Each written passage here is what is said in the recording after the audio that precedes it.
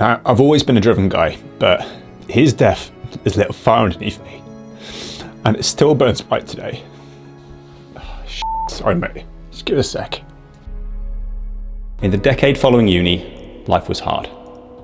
I felt waves of dissatisfaction. I was battling mental health. I was overweight and in debt. I felt lost. What was I meant to do in my life? I felt frustrated for not knowing what to do or where I was going. How long would it take to find out? Would I ever find out? Today, I'm finally living with purpose and doing something that's deeply meaningful to me, but it didn't happen overnight. It took me over a decade to find out what was holding me back all along. And at the end of this video, I'll share with you what that key blocker was. I'll also provide the top 4 practical exercises that gave me the greatest insight into what I'm meant to do with my life. My hope is that by the end of this video, you'll save years of uncertainty and finally live the life that you deserve. Bonnie Ware wrote the book Regrets of the Dying. Cheery little number. She spent some time with caring for end-of-life patients and asked them for their life lessons and regrets. People in this position have a unique perspective on life. When faced with death, you understand what truly matters.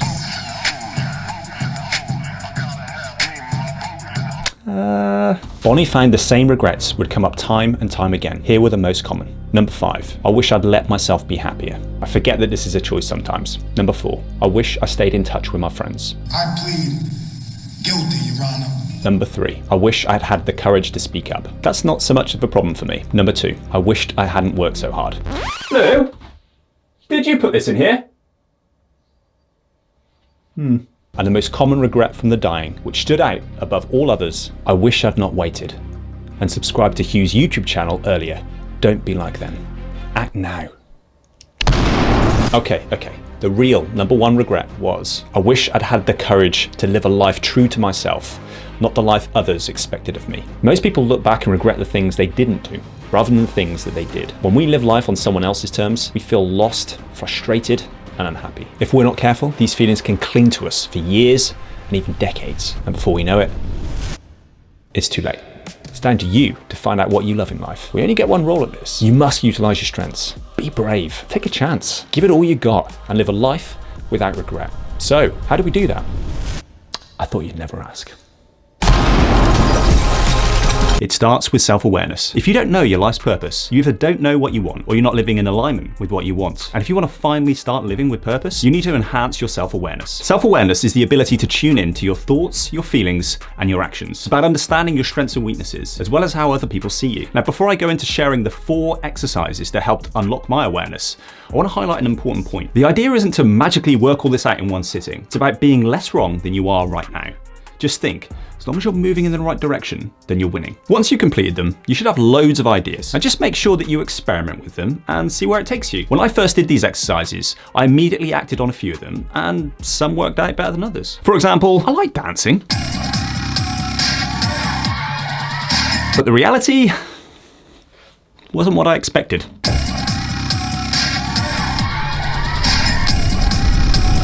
Did I get the gig? Don't be deterred by it not working out. Either persevere or move on. Number 4, guaranteed success. This is a nice short, punchy one to kick things off. Question, if you knew you couldn't fail, you were guaranteed to succeed, what would you do with your life? List all the ideas that come to mind, whether it's a professional athlete, an actor, podcaster, or dancer. And now the tough part. You need to select one thing above all else. Now I cheated and picked 2. I came out with a life-changing documentary or book, and that really took me back. I didn't realize that creating things was so important to me. So, how could I make that a reality? My 3rd favorite exercise is 110-year-old you. Question, what would the 110-year-old version of you tell you to do with your life? This task was less about ideas and more about mindset. Help me give that initial push to get going. So, inspired by Bonnie Ware, I told myself, don't worry about failing or making mistakes, take your best foot forward. Get out of your comfort zone. All the best things exist on the other side. Dedicate time to be with loved ones. Be kind, compassionate, and generous. Encourage others to act. Have fun and f***ing go for it. So what would your future self suggest you do with your life right now? At number 2, the exercise was called Proudest Moments. Part 1, write down the moments in your life that you're most proud of, and then select your top 5. It could be your biggest contribution to the world, a moment of courage, a financial achievement, a physical achievement, maybe your offspring or relationships. Write them down and look for crossovers. Part 2, write down 5 things that you will be most proud of in the future. Allow yourself to dream and don't hold back. I recommend looking back over your previous answers for a bit of inspiration. This one really hit home about the importance of stepping up. When I looked at all those 5 proudest moments, I could see that they all occurred when I was stepping out of my comfort zone and doing something that I was initially scared of doing. And here's the key. When you're doing this exercise and you're looking back at your proudest moments, you don't think about all that time that you were anxious and fearful leading up to it. You just bask in the glory of the moment. So, looking forward, why don't we just think about all the future pride that we'll experience from doing that challenging thing, rather than wasting time worrying about all the potential consequences?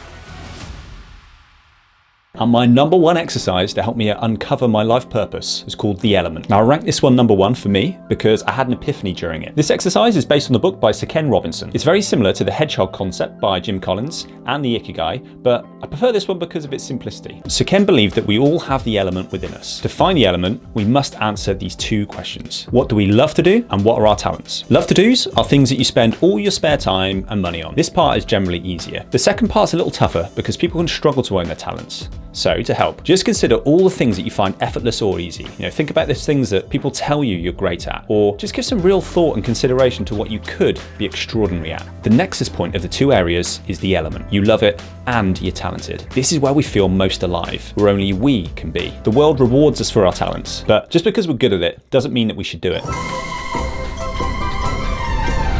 Allow yourself the possibility of making a living doing something you love. Don't worry about how you're going to do it or whether you can. Just write it down. And here's mine. My first element was investing in business. I liked how investing gave you time freedom so you can do all the things that you enjoyed on the left. But in reality, I was already doing that and I still felt a void. So I needed something else. And then it hit me.